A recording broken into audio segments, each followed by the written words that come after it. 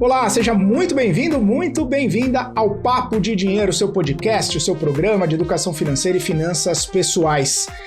A gente está chegando no fim do ano, comecinho de 2026, e eu quero saber, né? Aquela meta que você fez em 2025, chegou ao fim? Conseguiu cumprir? Ou ela acabou evaporando em fevereiro, março, agora de 2025? Pois é, metas estão aí para serem cumpridas, para serem alcançadas, mas muita gente tem aquelas resoluções de fim de ano, principalmente em relação ao dinheiro, que acabam não se concretizando.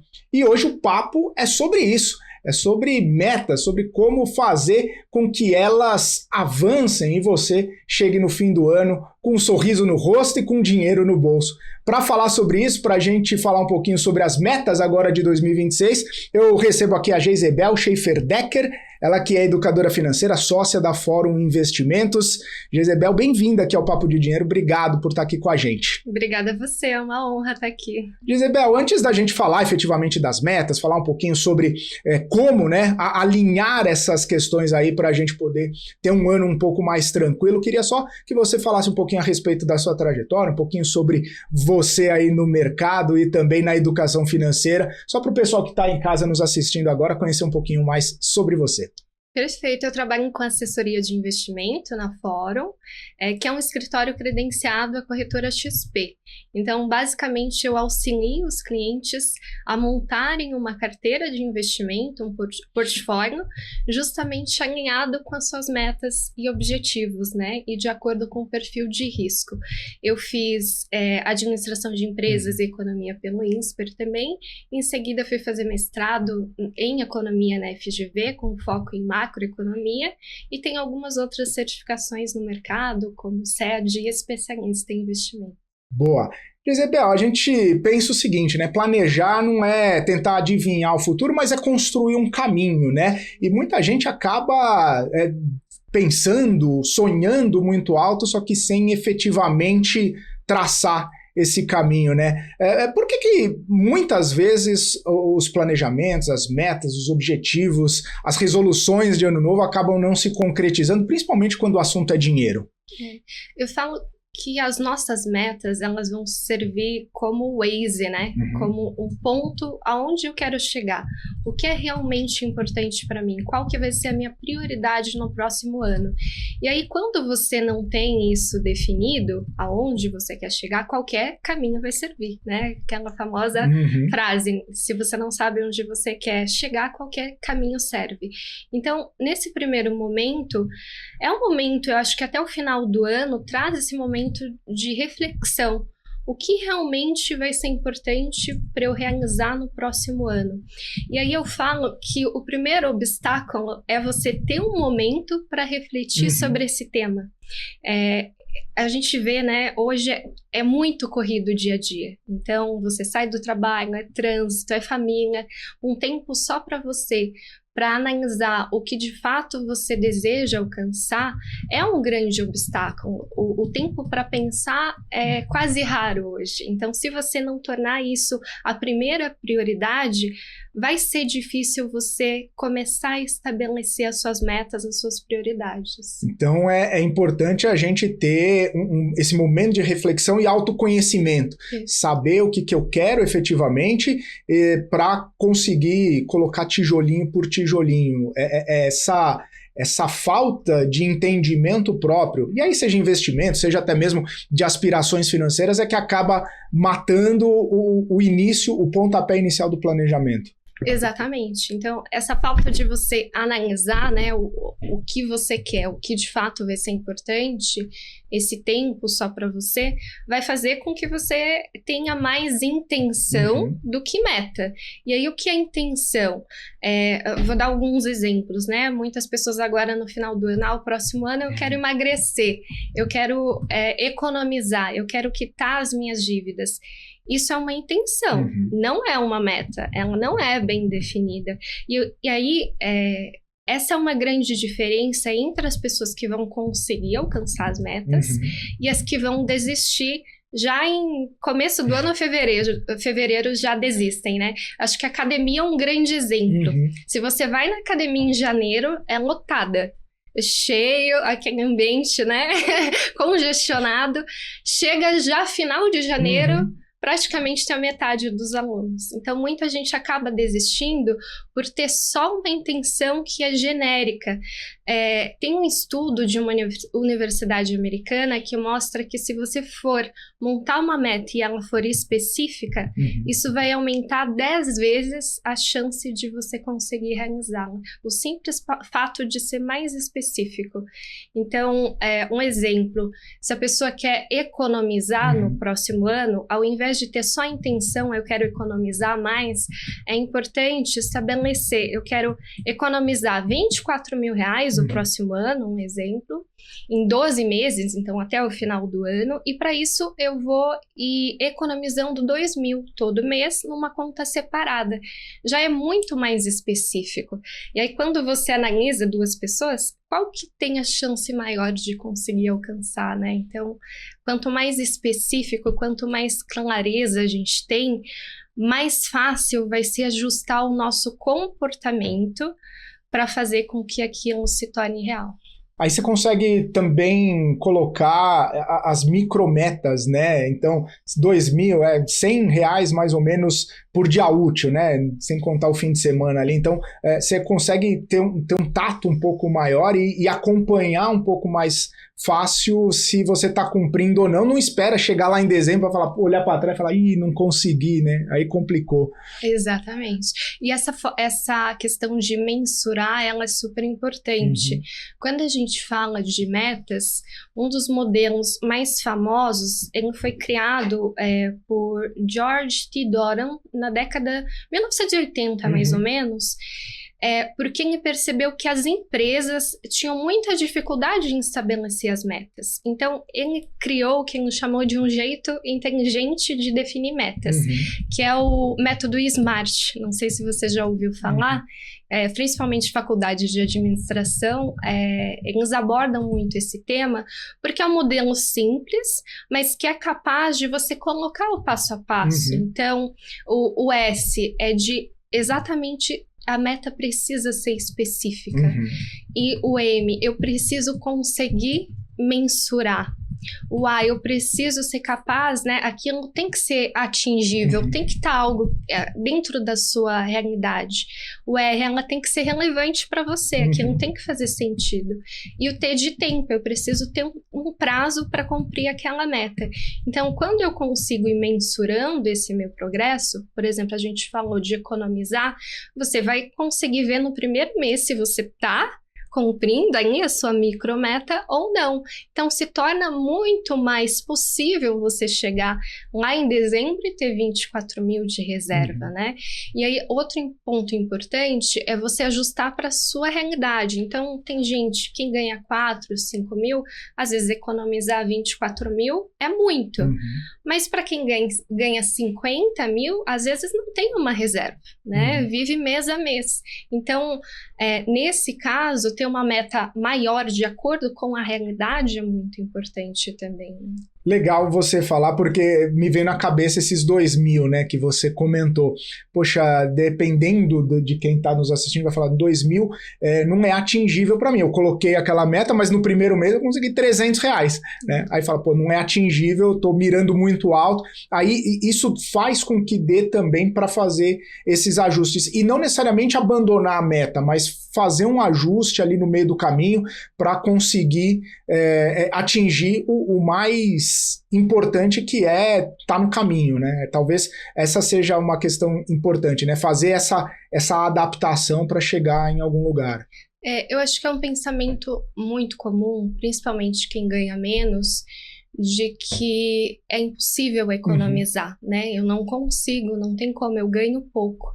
Mas o primeiro momento não é nem sobre o valor que você vai economizar. Eu falo que é sobre o hábito que você vai estar nutrindo. Então, quando você é uma pessoa que consegue economizar R$100 por mês, isso já diz que você está mudando o seu comportamento. O montante pode ser pequeno, mas para uma pessoa que estava endividada, ou que está todo mês ali no 0 a 0, né? Guardar R$100, R$200 já é um baita avanço. né? Então, essa mudança de hábito num primeiro momento, eu acho que é muito mais importante do que o montante em si, porque mudando esse hábito financeiro, um hábito mais saudável, quando a pessoa ir subindo a renda, ela vai ter esse hábito, é automático, esse comportamento vai ser automático. Porque o que acontece muito, as pessoas vão recebendo promoção, aumenta o salário, e o que acontece? O custo de vida sobe, e da mesma forma, quem ganha 2.000 hoje fala que não consegue economizar, chega em 4, 5, eu não consigo economizar porque eu não ganho o suficiente. É a mesma, mudou a renda, e tem médico, né? Médico é um exemplo clássico, que ganha 50 mil por mês e fala, eu não consigo economizar. Então, eu acho que, sim, lógico, a renda é importante, mas tem muito mais a ver com uma questão de educação financeira também, e de hábito e comportamento. Essa questão do hábito, eu posso colocar na caixinha do R, do relevante, porque se eu não tenho, né, um estímulo para começar esse hábito, para manter, para observar esse crescimento, né, e algo que me force também a colocar em prática essa meta, aí é como você falou, aí vai se perdendo, a empolgação inicial passa, determinar uma relevância, né, para você, para o seu conhecimento, para o seu estímulo, é determinante. E claro que está no método SMART, mas esse R pode ser o início dessa criação do hábito? Sim, e que é justamente esse tempo de você refletir do que é importante, o que é relevante para você também, né? Porque eu falo que a gente tem inúmeros motivos para gastar, mas você precisa ter um motivo que desperte o desejo de economizar. Entende? Eu preciso... Por que eu vou economizar? Então, muita gente tem dificuldade de responder isso. Por que eu estou economizando? O que eu quero atingir? E aí, a reserva vem, né, para essas pessoas, a grande maioria, porque muita gente hoje no Brasil, os números mostram, estão em situação de dívidas, né? Tão inadimplentes. Então, o que geralmente acontece são pessoas que têm mais ansiedade, não gostam de falar sobre o tema de finanças, não gostam nem às vezes de escutar um podcast sobre esse assunto. Elas evitam, é uma dor. Então eu vou evitar falar sobre isso. E aí, quando eu tenho um motivo, e pode ser até, nossa, chega, eu tô farto de viver nessa situação, chega, né? Pra mim não dá. Isso faz com que você mude o hábito, né? Então, por isso, refletir sobre o que você quer, o que de fato não dá mais, muitas vezes na sua vida, é importante nisso, porque essa motivação que você vai precisar para sustentar esse hábito. É interessante porque quando você fala, né, por que eu estou economizando, né? Muita gente pensa que tem que ser um motivo, de repente, gigantesco, nobre, ou, né, que a gente possa falar, nossa, que motivo interessante, mas e aí se perde talvez nesse início, nessa construção do hábito, por achar que é banal demais, né? Você percebe que, independentemente do motivo, se é importante para você, já vira essa chavinha e começa a criar, né, a saída da inércia e começa a movimentar a vida financeira da pessoa. Tem muita gente que está assistindo a gente pode falar o seguinte, olha, sei lá, eu quero no ano que vem fazer uma viagem de fim de ano, e aí essa ser uma motivação, de repente trocar o carro, de repente trocar o celular no fim do ano, e começa a ser essa a faísca, mas pensa, mas isso aí é meio banal, né, meio pequeno e tal, vou fazer um método SMART só para trocar meu telefone, acha que é meio banal, mas a raiz começa a florescer. Mesmo que pequeno, você vai ter uma diferença no seu comportamento, né? Então, mesmo que seja trocar de telefone, né? Você vai ter uma mudança do seu comportamento, e quando você entender o sistema, que, poxa, se eu definir a minha meta, e se eu me tornar a pessoa que é capaz de alcançar essa meta, aí que tá, eu preciso ser a pessoa que é capaz. E aí envolve mudar muitas crenças, às vezes, né? A autoimagem, como eu me defino. Tem muita gente que não se vê como investidor, né? Não, às vezes a família, eu tive um caso de uma cliente que ela chegou no escritório com mais de 1 milhão na poupança. E aí, contando, né, começando a conversa, ela falou, eu não sei nada de investimento. O meu pai sempre comprou terreno. Então, para mim, investir em terreno e imóvel é o que eu conheço. Esse mercado de ganhar dinheiro, o dinheiro ganhar dinheiro, é algo novo para mim. Então, estava parado na poupança, que a gente sabe que é um péssimo investimento, mas ela nunca se viu como uma investidora. E, naturalmente, nunca buscou informação sobre aquilo.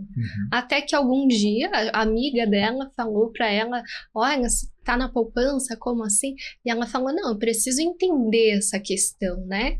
E isso depois de um tempo. Então, você começar mudando esses hábitos pequenos vai fazer com que você vá adquirindo essas características para que você comece a ter metas maiores também. Então, poxa, se eu conseguir poupar para comprar um telefone, ok, então agora eu posso começar a poupar, eu já sei, né? Eu já sei que eu tenho que guardar uma parte do meu dinheiro, então o próximo passo vai ser o quê?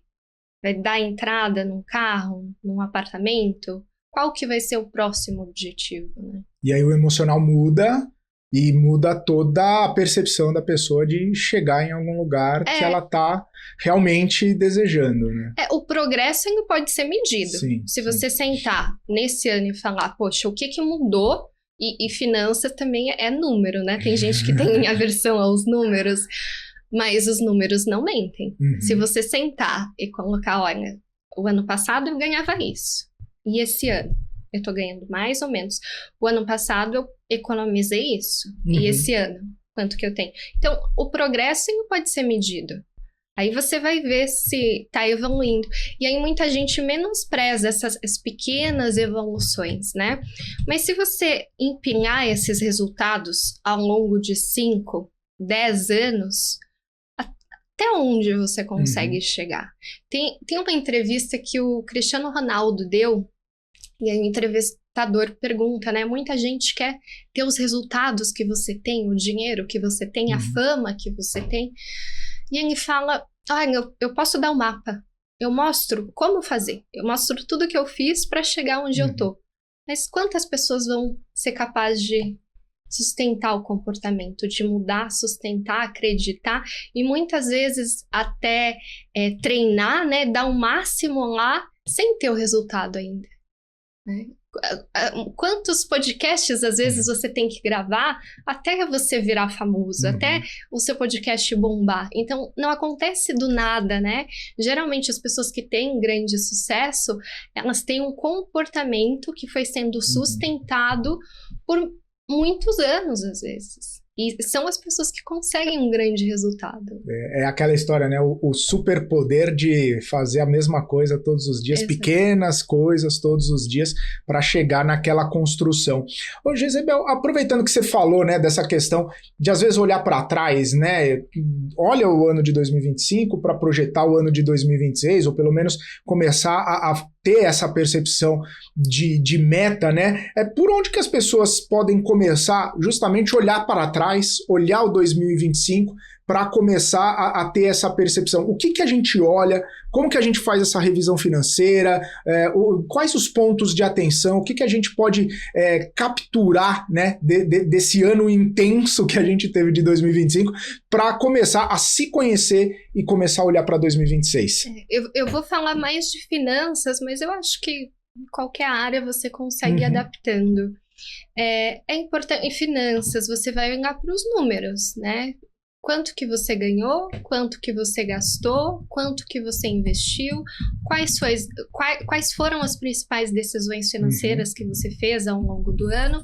Se você tem dívida, qual que é o valor dessa dívida, qual que é a taxa de juros que está incidindo, né, nessa dívida.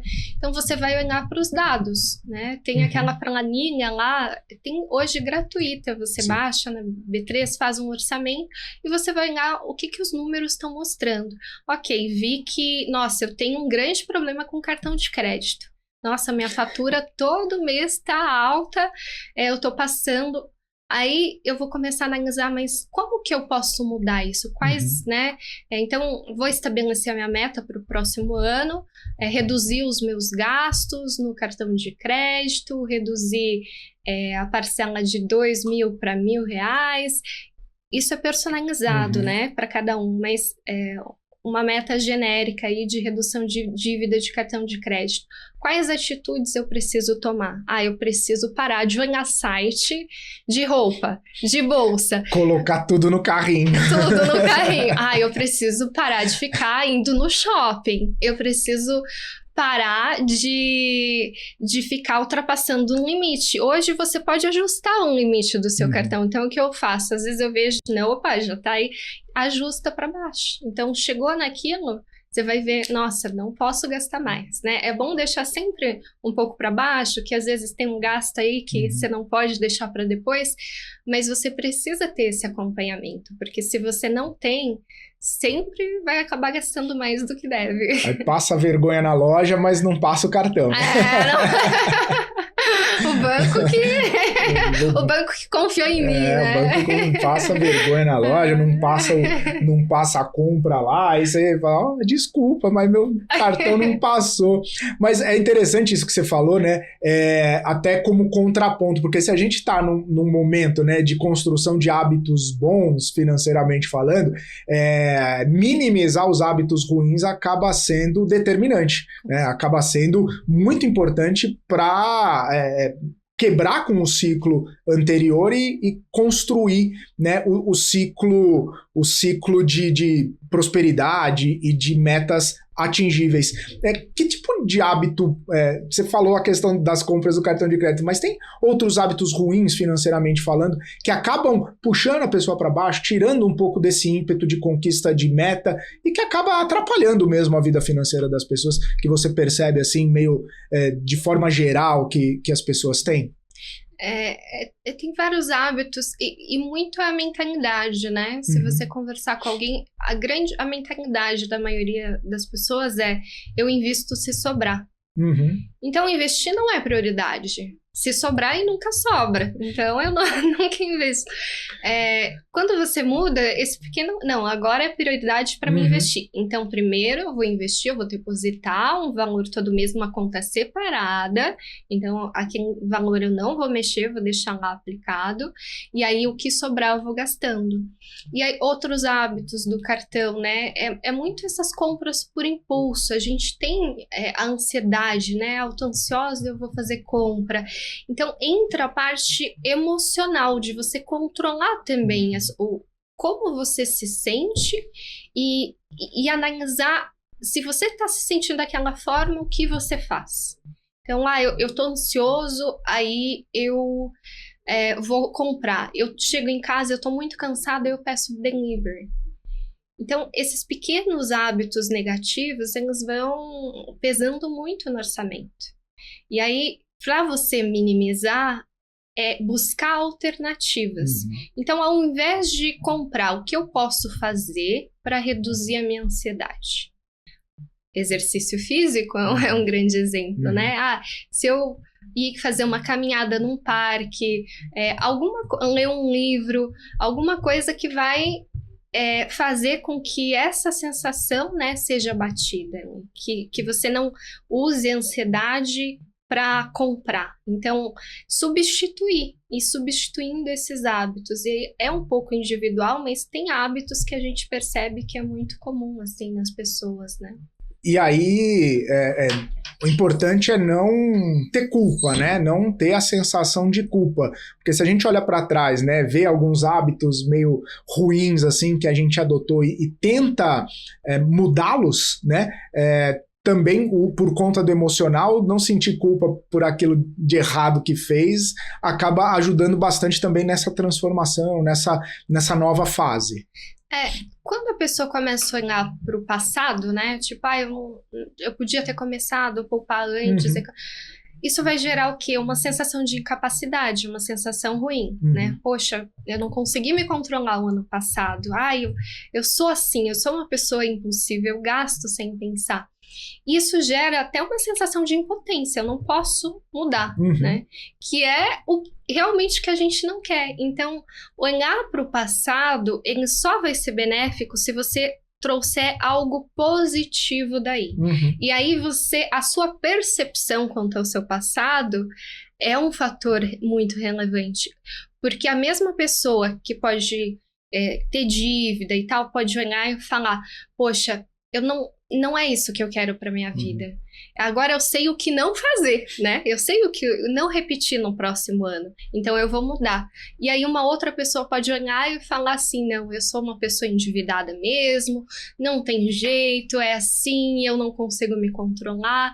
Então essa percepção, o passado só é bom se você trouxer essa perspectiva positiva que vai incentivar ainda mais uma mudança no próximo ano, né? Se não, nada feito, vai continuar para sempre assim. Colocando meta e em fevereiro já abandonando e falando, eu mereço, vou comprar tudo mesmo no cartão. Exato. E tem outra questão que é um pouco... Aqui no Brasil, o brasileiro tem muita dificuldade de procurar ajuda, né? Sim. Eu falo que se você tá doente, todo mundo fala, não, você precisa ir no médico, você precisa fazer um exame, alguma coisa. Quando a gente fala de finanças, procurar ajuda ainda é uma grande barreira, um obstáculo, né? Tem médico das finanças, quem que vai ajudar se a pessoa tá numa situação de dívida? Geralmente é um planejador financeiro, que vai fazer um diagnóstico, que vai olhar, olha, esses gastos dá para reduzir. Então, buscar ajuda para quem tá repetindo esses ciclos todos os anos, a mesma situação, é importante, porque dificilmente ela vai conseguir sair por conta própria. Boa. Jezebel, daqui a pouquinho a gente volta aqui no nosso Papo de Dinheiro com mais informações, com mais orientações, com mais receita médica aqui da educadora financeira para você ter um planejamento, ter um ano de 2026 bem planejadinho, certinho e dentro do método aí para alcançar suas metas. O Papo de Dinheiro volta daqui a pouquinho, continue com a gente, é rapidinho.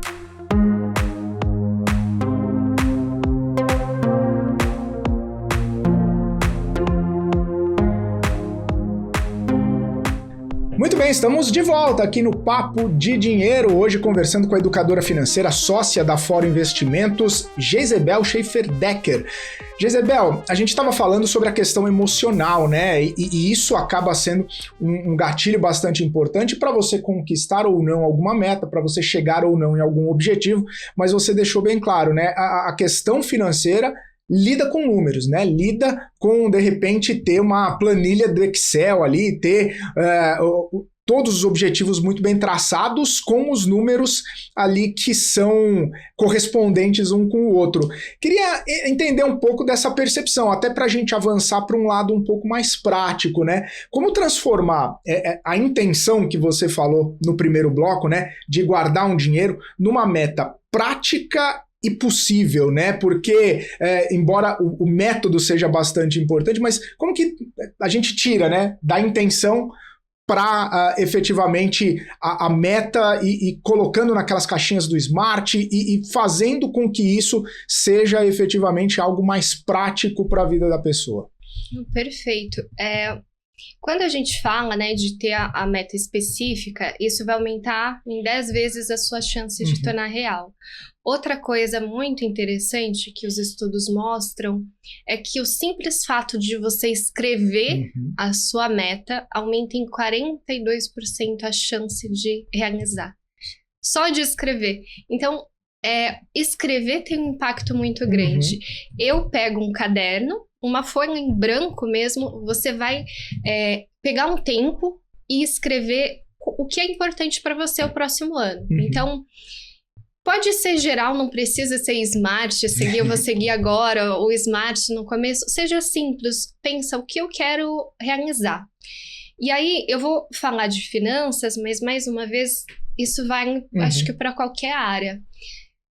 Eu traço as minhas metas financeiras, normalmente tem umas 8 metas aí, e aí em seguida eu vou dividir em 3 categorias.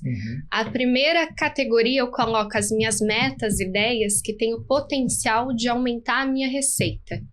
Essas ideias, elas tem esse potencial de colocar mais dinheiro no meu bolso. A segunda categoria, eu vou colocar as minhas metas, objetivos que têm o potencial de reduzir o meu custo.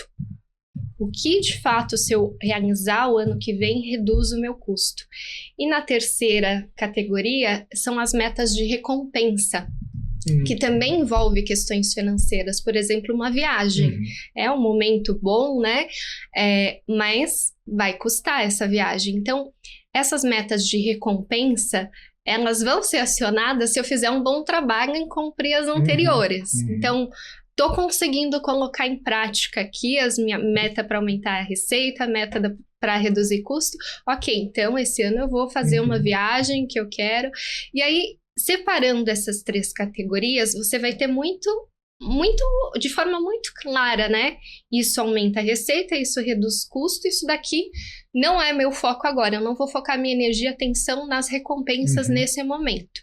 E aí você vai selecionar entre aumentar a receita e reduzir custo, a que teria um maior impacto na sua vida. Olhando normalmente vai ter 8, 12 metas aí ao total, de aumento de receita, redução de custo, em torno de umas 4, 5. Qual que teria o maior impacto se eu realizar no próximo ano?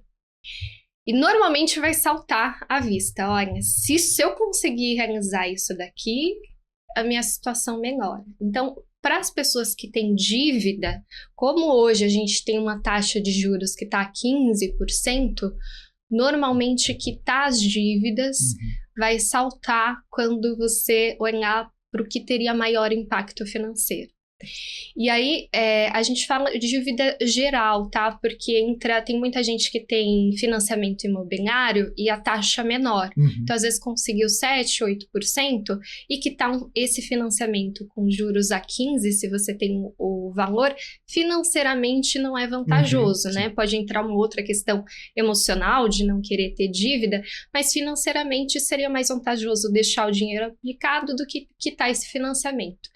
Mas as dívidas de maneira geral, dívida de cartão de crédito, cheque especial, financiamento de carro, normalmente é o que você deveria priorizar no próximo ano para reduzir custo. Isso já vai trazer um fluxo mais positivo, né? Vai sobrar dinheiro aí.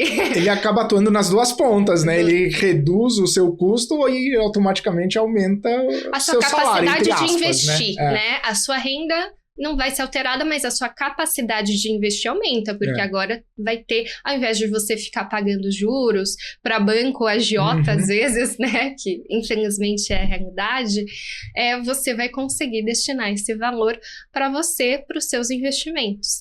Então, saltou, isso daqui vai ser mais relevante. Se você não tem dívida, você vai focar na meta que tem o maior potencial para aumentar a sua receita. Então, e daí no segundo passo, um plano de ação. Então, só para finalizar esse primeiro momento, né? Definiu as metas, separou nessas três categorias, potencial de aumentar a receita, reduzir custo e as de recompensa, e você vai selecionar a que teria maior impacto.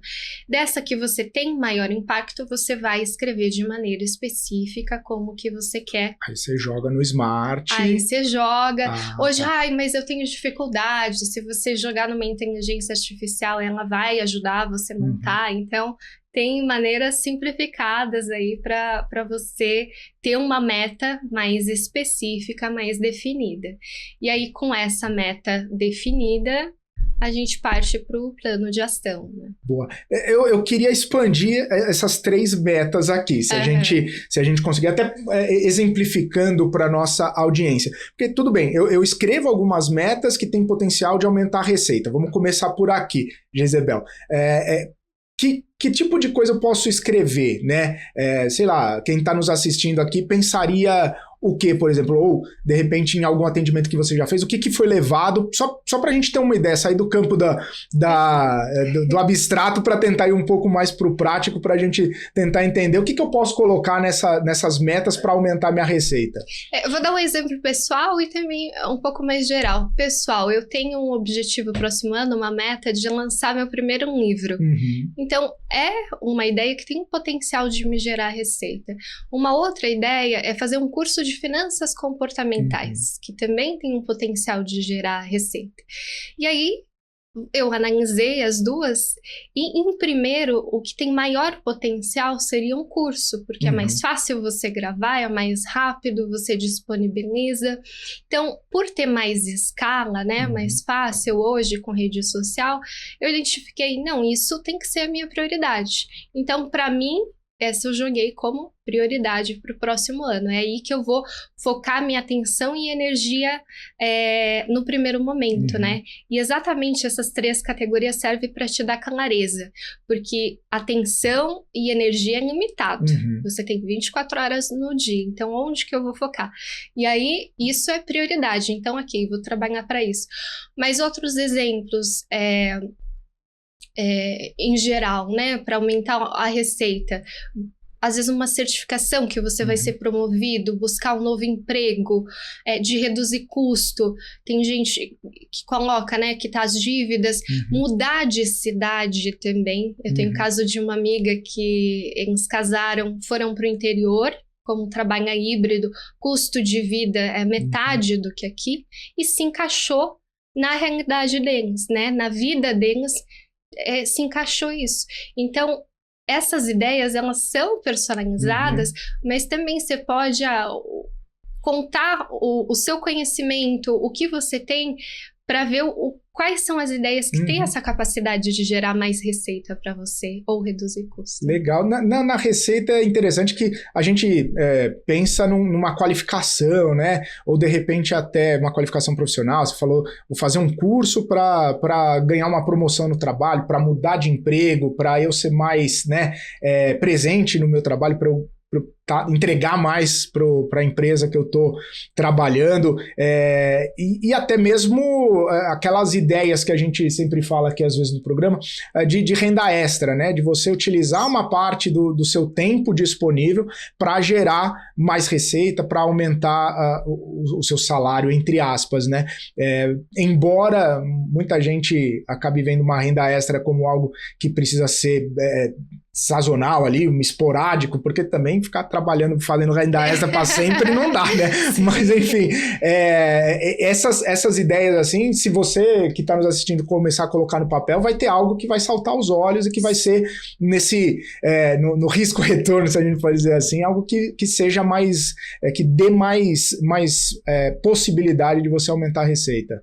E que talvez você fale, nossa, isso eu gostaria de fazer, né? Isso daqui me chama atenção. Como que eu nunca pensei nisso antes? Como que eu nunca pensei? E hoje também com a inteligência artificial, você vai montando, nossa, eu sou uma pessoa assim, às vezes, eu gosto de fotografia. Por que isso não pode ser algo que vai gerar uma renda extra, né?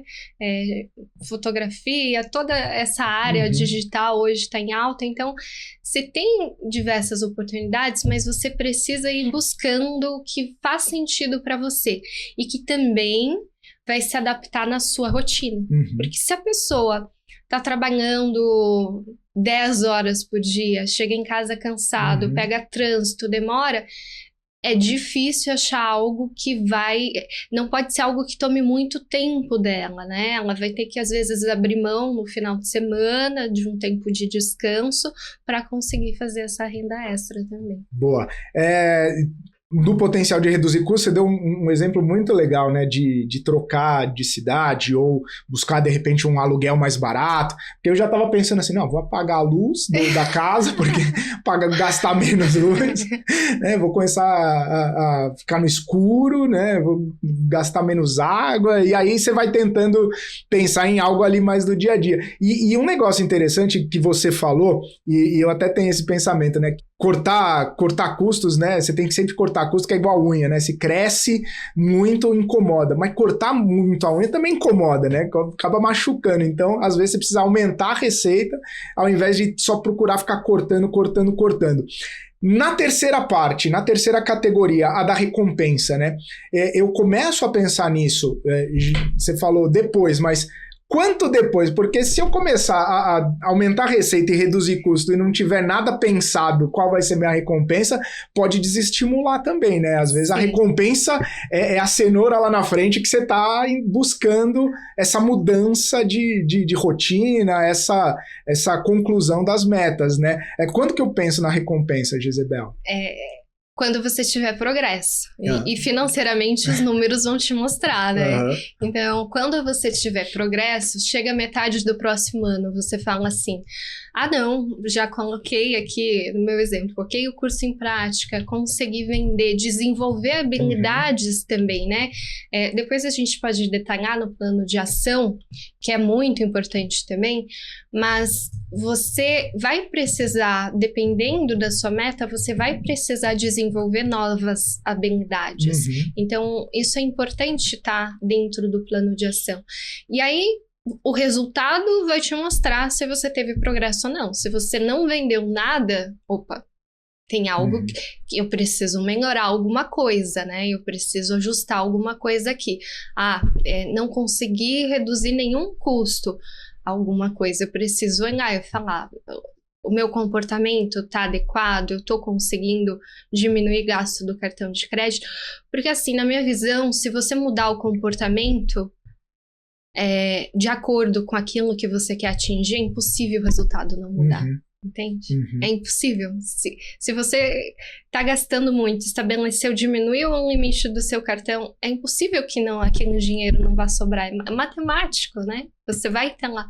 Então, o progresso ele vai sendo medido, e aí metade do ano você fala, não, já, tô conseguindo, tô fazendo um bom trabalho.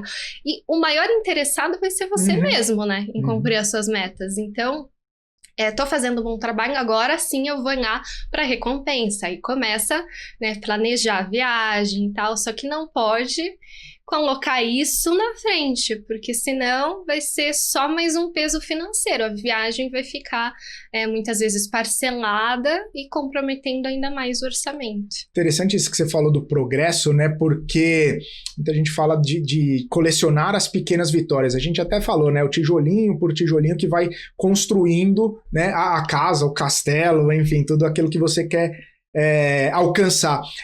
Essas pequenas vitórias, elas são determinantes, né, para manter a gente no jogo, para manter a gente no foco e até mesmo para ver se a gente merece a recompensa ou não, né? Sim, normalmente você vai ter um progresso, né, mas dependendo do tão grande é o seu objetivo, talvez não seja no primeiro mês que você vai conseguir ver o progresso.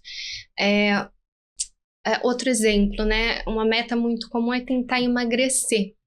Então, tem gente que fala, não, eu preciso ir na academia. E aí foca atenção e energia, vou na academia. Só que passou um mês, não viu o resultado, o mesmo peso. Só que tem outras variáveis que afetam o peso, que não é necessariamente o exercício. Então, como que tá o seu sono, a sua alimentação, principalmente? Tem gente que começa a fazer mais exercício e comer mais, né? Essas mudanças de hábitos mais positivos, né? Comer mais saudável, praticar mais atividade física. Se você juntar as variáveis que vão afetar o peso, a alimentação, sono, beber água, pegar um pouco de sol, né? Se exercitar e você gerenciar elas de maneira a atingir esse objetivo de emagrecer, olhando para essas variáveis principais, é impossível passar um mês e você não sentir na balança o resultado, né? E financeiramente é a mesma coisa.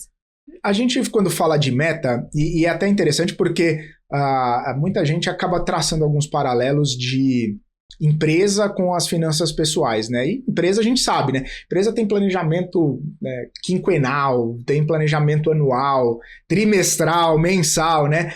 Pra gente, né? E pensando nessas categorias, nessas questões que a gente está conversando, vale a pena também, e é um estímulo importante a gente ter essa elasticidade de meta também para poder ver um resultado menor, que você falou que às vezes é difícil, mas para a gente ver esse resultado mais curto, para a gente pensar em algo mais grandioso lá na frente, enfim, a gente pode se tratar como uma empresa também e ter as metas divididas ali em primeiro trimestre, segundo trimestre, a gente só talvez não vai publicar balanço, né? Igual a empresa. Prestar contas, né? Talvez para minha esposa eu vá prestar, mas enfim, aí a gente, é saudável também, legal fazer esse tipo de trabalho? Com certeza, a minha visão é que a gente é uma empresa. A gente e a gente precisa gerenciar essa empresa, né?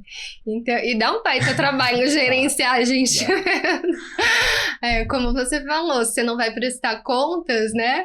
Quando é casado a gente tem que prestar, mas você vai olhar e estabelecer. Então, tem metas, que geralmente são metas um pouco mais próximo da sua realidade, que você consegue alcançar no curto prazo. Então, por isso eu mencionei uma reserva financeira, geralmente está mais dentro ali.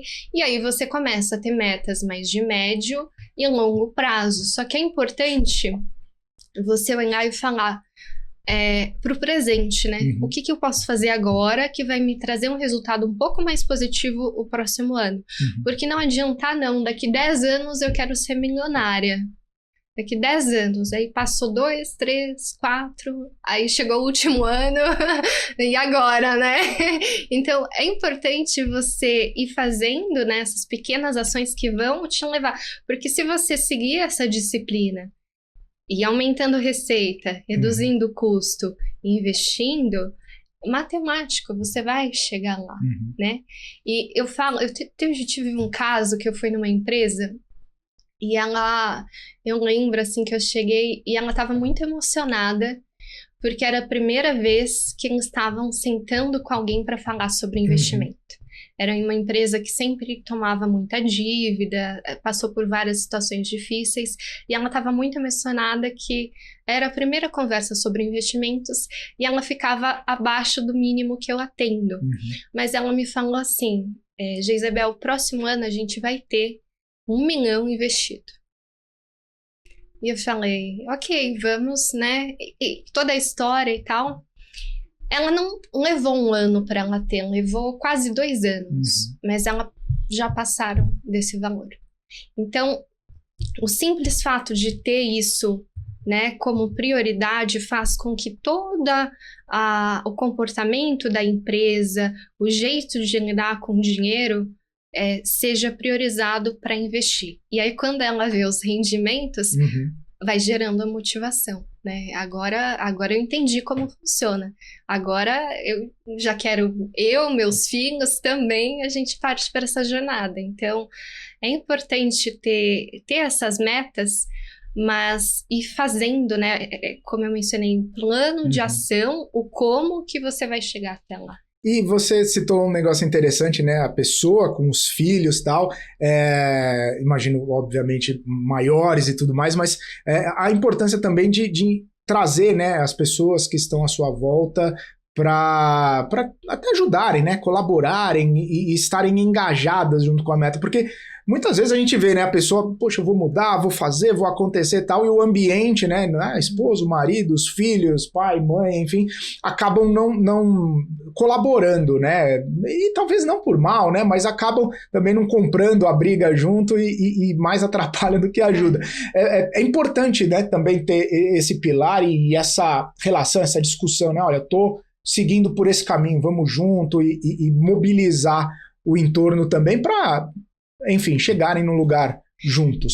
Eu acho que quando você é casado, um dos principais, trazendo números, uma das principais motivos de briga entre casais é a questão financeira. Então, e um dos principais motivos de divórcio. Então, as pessoas se divorciam As finanças impactam muito a qualidade da relação que você vai ter com o seu parceiro. E eu vejo que muitos casais nem falam sobre esse assunto, né? Eles são casados, mas é cada um por si, né? Então, você tem o seu dinheiro, eu tenho o meu. Mas estão dividindo a mesma casa e não estão compartilhando o mais importante, que é os mesmos sonhos, as mesmas metas. E aí, quando você traz isso para a discussão, aonde nós queremos chegar, né? Mostra também, a mulher, infelizmente, tem a fama de gastar demais, né? Então, mostra para sua esposa, olha, a gente quer esse objetivo, quer comprar um apartamento, quer comprar um carro, né? Esse é o nosso objetivo. Então, tem um porquê da gente economizar, de abrir mão de muitas coisas agora, de pedir menos delivery, de gastar menos, porque esse objetivo é maior e vai ter um impacto maior na nossa família. E aí, naturalmente, a pessoa, não, concordo, isso é muito importante. Então, vamos remar junto, né? E aí, sem dúvida, chega muito mais rápido. Boa. A gente já está se encaminhando para o final, né? E foi muito bacana o papo hoje, Jezebel, mas às vezes, e como a gente tem falado, né? Você traça um plano, você traça uma meta, você coloca, às vezes você não vê o resultado, e às vezes imprevistos acontecem também, que acabam ou te tirando do foco, ou até mesmo utilizando um recurso que você está guardando ali para determinado objetivo, para determinada meta. Como que lida também, né, com alguns imprevistos que acontecem no meio do caminho, que podem tentar dar uma chacoalhada nessa meta, nesse objetivo, nessa construção que a gente está falando aqui? Sempre tem, né? Sempre acontece alguma coisa, até para testar, eu acredito, se você de fato está comprometido a mudar. Então, é importante nessa hora, né, manter o propósito ainda mais claro. É isso que eu quero. E eu vou fazer, eu vou ir testando, vou ajustando, vou ver o que eu posso mudar aqui, porque, mais uma vez, é uma percepção. Eu posso olhar para esse imprevisto e falar, poxa, sonhei grande demais, né? Estabeleci uma meta grande demais. Ou eu posso olhar e falar, não, eu vou superar, ou nós vamos superar, e nós vamos chegar naquele ponto. E, trazendo o exemplo anterior, às vezes não vai levar exatamente o prazo que você estabeleceu, mas quando a pessoa tem muito claro onde ela quer chegar e tem um plano de ação, o como que eu vou chegar lá, e mantém essa constância, né, a disciplina, é uma questão de tempo para ela ver o resultado mesmo. E aí eu vou pegar uma fala sua lá do comecinho da nossa entrevista, que você falou que o plano de ação é mais ou menos o Waze, e aí, se vem imprevisto, recalcula a rota e vamos embora.